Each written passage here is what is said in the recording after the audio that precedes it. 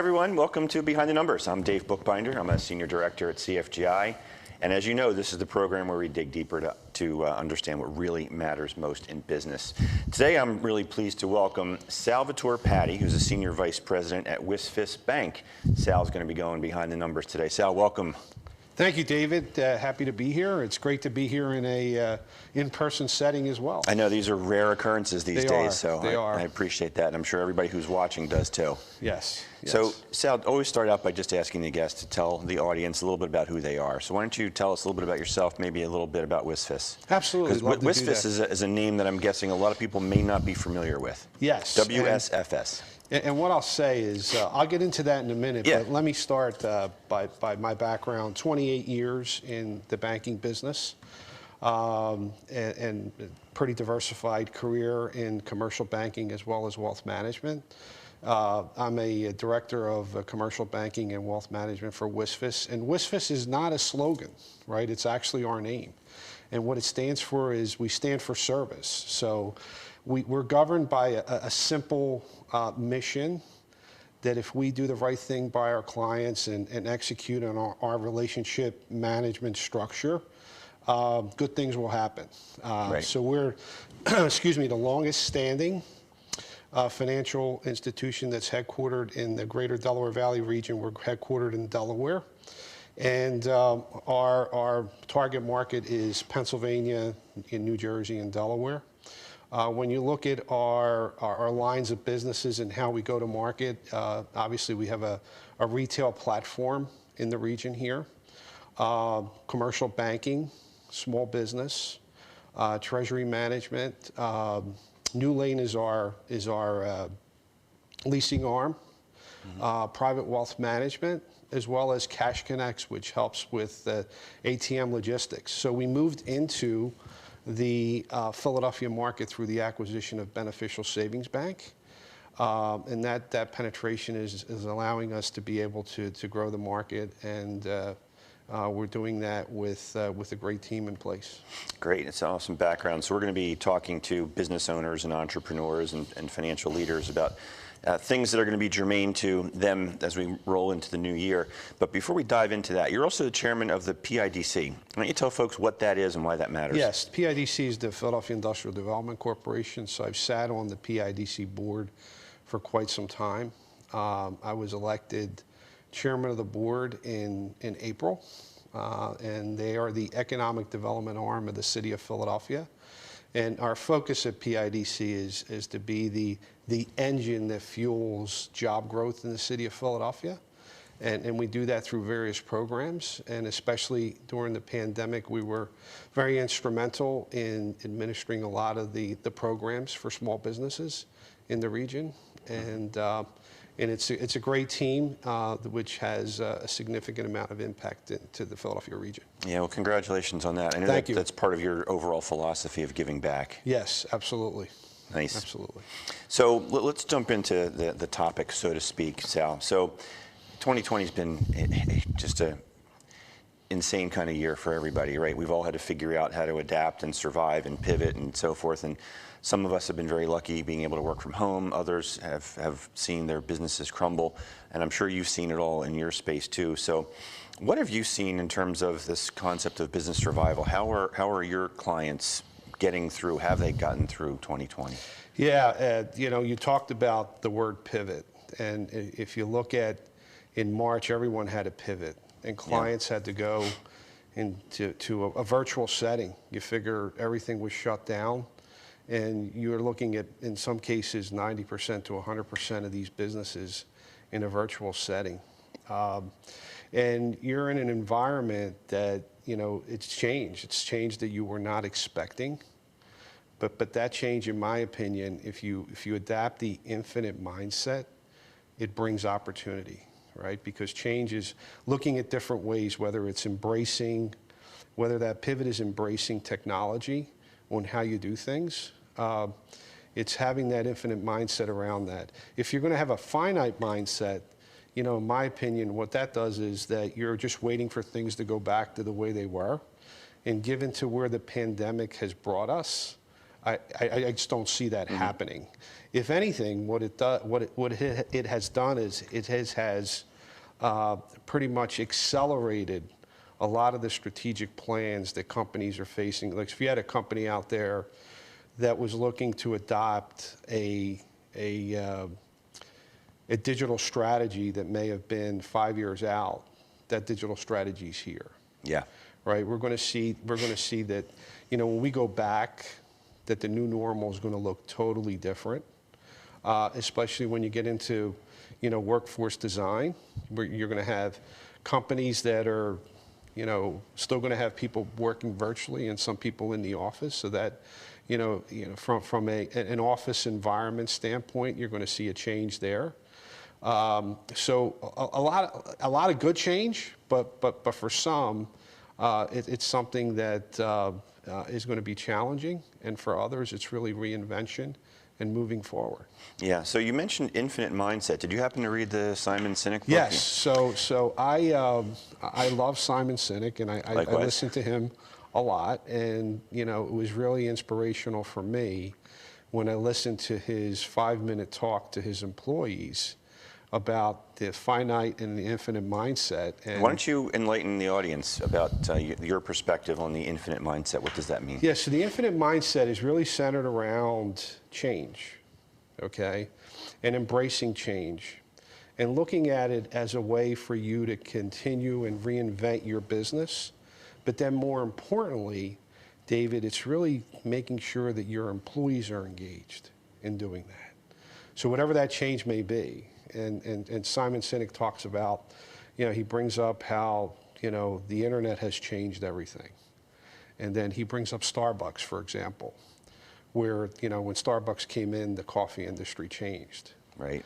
So we have to take a look at the pandemic and the environment that we're in, and embracing the change and making sure that our employees are committed to that. And then think about the restaurant industry and what they're doing in terms of how all those employees today are deliveries are going out, and we're in the past that some of these restaurants were not doing that, and how they're building out pods for outdoor dining. So the finite mindset is that you're not embracing the change, and you'll just think that things will be, eventually we'll get back to normal, things will be okay. That mindset, I think, is going to cause some issues, because, obviously if you're not want to adapt to the change, it's going to have an impact. Yeah, I saw some social media posts on LinkedIn and other places, something to the effect of, if you think that the normal is going back to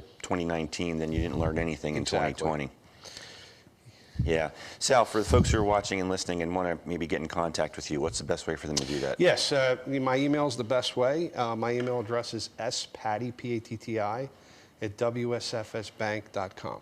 Yeah, we have about 5 minutes to go in the first segment, Sure. but I want to just pick up on something that you just talked about in context of this infinite mindset, about getting employees engaged. So you know that you're preaching to the choir on that, but what does that mean to you about getting employees engaged, and how do you go about doing that? Yeah, so the best thing that I love is leadership, and how you engage employees and get them all committed. Especially in an environment right now, it's really reaching out and making sure that they understand the strategy, the mission. When you look at WSFS, we have such an excellent culture around that, where our associates not only have pivoted, but have also, you look at our retail partners, how they come into the branches every day and do the things that they have to do. It's really, leadership starts from the top. It's really about listening, learning, and then also making sure that they're engaged, and looking for ways to be strategic and how you go to market. Because in my opinion, and I've always said this, and you may have heard me say this before, when you have fully engaged employees, you're going to have happy customers. Yeah. And it all starts with making sure that the employees are engaged. Oh yeah, hey, look, like I said, you're preaching to the choir. Yes. Anybody who wants to know what that looks like, fly Southwest, right? Yeah, They're exactly. kind of the poster child for a real good example. In like the 2 minutes or so we have here, though, tell me about how engaging employees has been now different in this remote work environment? Yeah. So if you look at you know, we spend a lot of our time in a client-facing mode, right? And we're, you know, visiting clients and meeting with them. You know, that's all done virtual through Zoom. Yeah. So we had to make sure that everybody's embraced that, and more importantly, that they have the tools to be able to do that. Mm-hmm. And in some cases, you're going to find that clients may want to continue until they feel comfortable in that virtual setting, whereas others, you know, are saying, hey, I think we could, you know, get together and socially distance like we're doing, right, and have in-person meetings and face-to-face. Eventually, we're going to have to get back to that, right, depending on the role that you're in. But it's definitely, you know, been a challenge. But it's amazing to see how everybody has come together, has embraced that, and looked at creative ways to still, you know, service the client and make sure that we're, you know, executing on our promise. Yeah, it's funny, just we were talking before we went on the air here, and I mentioned that I think that this video conferencing is probably going to be the new normal in terms of the way we conduct otherwise would have been a teleconference, because this allows us to look and see, look each other in the eye and create that connection even if you can't physically be together. So that's a good spot for us to take a quick commercial break. Sal, don't go anywhere. I won't. You watching and listening, sit tight. We'll be right back on Behind the Numbers after this quick break. This plus this equals this plus this and this. Don't drink and drive. Listen, what will make your event simply beautiful? Is it your attire, your decorations, your entertainment? Well, join me, Alicia Simone, as I chat with some amazing vendors and clientele who will share their stories and images and their experiences. Right here on RVN TV, Tuesday at 11:30 a.m.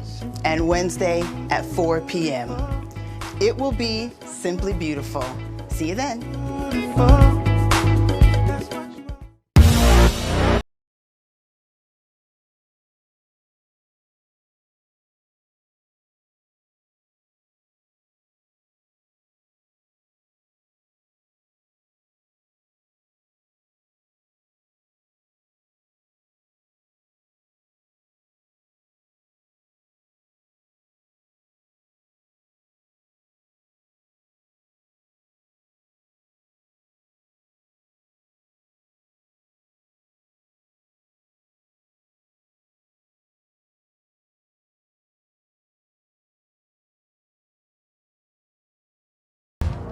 Welcome back to Behind the Numbers. I'm Dave Bookbinder, and today we're talking with Sal Patti, who's a Senior Vice President at WSFS Bank. Sal, a lot of good stuff covered in the first segment. let's jump into the things that our business owners are listening for now. Your ideas, advice for them, for what they should be thinking about as we're about to head into a new year. What should business owners be focusing on? Yeah, thanks, David. So obviously, you know, business owners are being faced with a lot right now, whether it's, you know, where do employees work? Is it virtual? Is it in person? The other is what does the layout of the workplace look like? The planning around that. Yeah. And so as we move into the 2021 and we move forward, it's really centered around how do you execute against that? And then more importantly, are able to meet your clients' needs, make sure that your employees are safe. I think that's a big priority right now for a lot of business owners, I'm hearing, is, you know, we have said, you know, for the first time, we've heard, you know, clients tell us that, you know, they had long-term employees that love to come to the office and now are concerned, right, for health reasons. So as we move forward, what does that look like? You might have a hybrid model, and you know, who stays in the office, who doesn't stay in the office. You have business owners that their supply chain has changed significantly. So supply chain management is an area that needs to be considered and looked at. If you look at, how the product is arriving at our doorsteps. That has changed. Oh yeah, and so everybody's clicking, and supply chain management and the industrial warehouse space is in high demand because there's products that's coming to us. Yeah, look, we're just wearing a consumer hat. A guy who had to buy a chair, ordered it in, God, what was it, October, November, and we're not going to see it until May. Right. So when you talk about supply chain, yeah, that's huge. Supply chain management, there's going to be a change there. There's going to be a big demand, in my opinion, over the next 3 to 5 years for industrial warehouse space. Only because, remember, these shipments are coming in. Yeah. And so they have to be warehoused somewhere. So you'll see a change there. And it's really around, the other thing I would say is making sure that you have secured a very strong balance sheet and working capital to be able to make the changes that you need to make, whether it's investing in technology, whether it's pivoting and reinventing new products that are going to benefit your clients. If you're prudent in running your business and you have the working capital in place, I think you'll come out on top here. Yeah, let's talk a little bit about the balance sheet for a second here. A lot of good stuff there. But with regard to the balance sheet, so debt's a double-edged sword, right? So companies can benefit from leverage, of course. Too much, obviously not so good. And I've seen horror stories of companies in this pandemic who were maybe even appropriately leveraged, not over-leveraged, but once the pandemic hit, weren't able to service the debt, and there's a whole host of negative consequences there. How should business owners be thinking about the right amount of debt going into 21? Well, I think it goes back to, making sure that your, leverage is a big thing. You don't want to be over-leveraged, right? It's making sure that your revenue is there to be able to service your positive cash flow. And if it's not, then, it goes back to the looking at your expenses and trying to figure out how do you scale that back so that way you get to a profitable space, so that way you have enough free cash flow to be able to service your debt, and then finding creative ways to really grow your revenue base. Yeah, when you talked about workforce planning and what just the office layout's going to look like, that really resonates, and I smiled there. I don't know if you caught that, but in our particular building, we were going to be moving to some new office space in the top floor, and it was going to be designed with this wonderful layout that allowed very close collaboration. I'm thinking that kind of a layout design isn't going to fly going forward. What's your view on what the workforce layout, the workspace layout's going to look like? Yeah, David, that's a great question, because we see that at PiDC, because obviously we do a lot in the real estate space, and so do we at WSFS through our CRE group, our real estate group. So what you're going to find is that, we've spent a lot of time creating a new environment in the workplace, and we may need to go back to the way it was before. Right? So the design's going to change. I think you're going to see things be more spread out. Yeah. And then I also think that you're not going to see, with the impact that's happening, I think you're also going to see companies, sort of a suburban type building setting where it's maybe 5 floors or 6 floors instead of having like 30 floors within a building, depending on what your need is. So that's all going to, that's the redesign and the reinvention is taking place there as we speak. So that's an area that I think is going to be changing, depending on what the needs are. And then what does the hybrid model look like for businesses? You're going to have some that are going to remain at home and others that are going to be in the office. And then this whole concept of hotel space is going to be the way of the future. Yep, exactly. I'm right there with you. Sal, for folks watching who want to get in contact with you, what's the best way for them to find you? Yes, my email address is spatti, P-A-T-T-I, at WSFSbank.com. Awesome. I want to talk about another subject that's near and dear to the hearts of business owners, succession planning. Yes. Let's talk about that from your lens. I mean, you've seen it, in your commercial lending background as well as your wealth management background. What are some of the things that business owners should be thinking about? I always tell folks that at a minimum, think about a succession plan or an exit as a process. It's not just an event. It's something that you need to prepare for well in advance. But I'm going to hand you the mic, so to speak. Yeah, so that's an area of big interest at the moment. It started before the pandemic, and then I think the pandemic has escalated that. And when you look at our wealth group, there's a big focus for us to be able to sit down with our existing commercial clients and do a succession plan. And it's really centered around, like the first thing that these owners will say to you is, you know, how do I do it?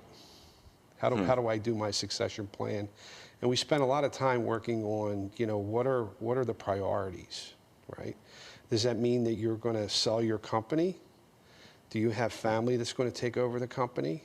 And then more importantly, what about your employees? You're going to see a lot of business owners that are saying, my employees have been, you know, really committed to my business, and I want to find a way to be able to give them ownership. So the whole ESOP structure over the last couple years has been really attractive. ESOP, employee stock ownership plan. Yeah, exactly. An ESOP plan where they're actually the structure is to be able to work in a way where employees get ownership in the business, right? So then it's the question is, when do you do it? Yeah. And so timing becomes important. So if you look at the current economic environment that we're in, you're going to have a lot of business owners that say this might be the time for me to either enter into an ESOP or sell to a third party, right? The other is valuation, which you know. It's making sure that there is a proper valuation of the business, and so that way we have a better understanding of what the value is. And then it's really, the other thing is centered around family, right? So once you've maybe engaged in the ESOP or ready to sell your business and you know where the valuation is, you know, how do we come in and communicate that to the family and set up trust and be able to create an infrastructure across generations? And all that's predicated on the idea that the family gets along. Yes. Far too often in these kinds of circumstances, they don't actually play nice in the sandbox together. Yes, that's true. And so I've seen situations where you might have the patriarch or the matriarch of the family saying, you know, it's time for us to sell this business, and we want to do it in a way that really impacts our family long term. But you know, the communication doesn't happen to the very end. Yeah. And then there's a trust agreement that says, okay, this is the trust, and this is how things are going to be administered, you know, over different generations. And but then you do have cases where you might have a partnership where, you know, two may not agree that it's time to sell. So you spend a lot of time going through the discovery process and conversations around that to get to a good place where everybody benefits from what we're trying to accomplish. Yeah, let's talk about the seller mindset, if you don't mind, because psychologically it's oftentimes a big hurdle for a business owner to give up their baby, so to speak, and exit 100%. What's been your experience, and what have you heard from folks about their interest in either staying on or the reluctance to sell until they have a thought about what's the future look like? Yeah, so it's sort of mixed, right? So you have, I've clients that have reached out and said, yeah, there is no succession here, I'm ready to sell. But I worked extremely hard for my business. And so I want to be able to get the right multiple, but I want to be out. Yeah. And then set up a trust plan for my family and how I move forward from there. You have others that are saying, depending on who I partner up with and get married with, I may want to consider staying on. So I go back to, this is several years ago, we had a client that I never thought would sell his business. And he came to me and he said, Sal, no one's going to take over my business. No one wants to be in this. My kids, I know how to take care of them. So I basically am going to sell to a competitor. And so the first thing I asked him is, what are you going to do? Like, you live and die your business. And his response to me is, I'm going to stay on for 5 years. And he was very strategic. What he did is he took less money up front and said, let's be a partner in building the business and pay me out over 5 years depending on how we grow our EBITDA. Right, so that's an earn-out structure. That's an earn-out strategy. And so then after the 5 years, when I talked to him, I said, are you staying on another 5? Absolutely not. I'm finished.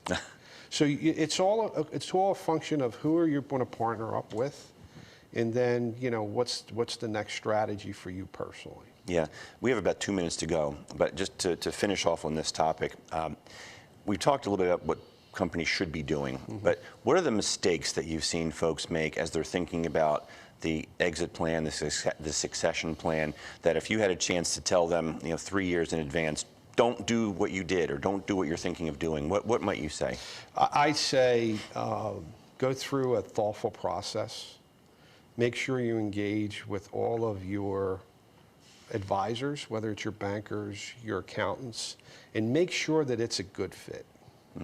Because I agree. I mean, I've had clients that are looking at a big number and are saying, gee, this is really, really good, let me get out. But then, after a few years, they're saying, well, why did I even do that?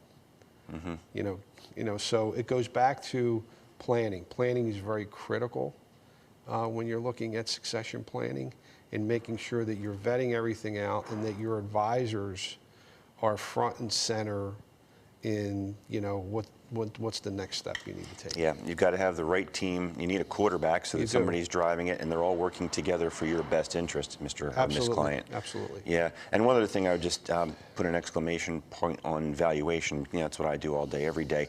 But in the exit world, it's not always necessarily about getting the highest multiple to get your max valuation in that moment, because there are trade-offs and considerations and deal structure, as you talked about with earn-out. But from a wealth management perspective, to put that on for a second, you could help a business owner do quite well with maybe somewhat less proceeds if it's managed correctly on a go-forward basis. Exactly. So then it basically what it boils down to is how do we manage that over time?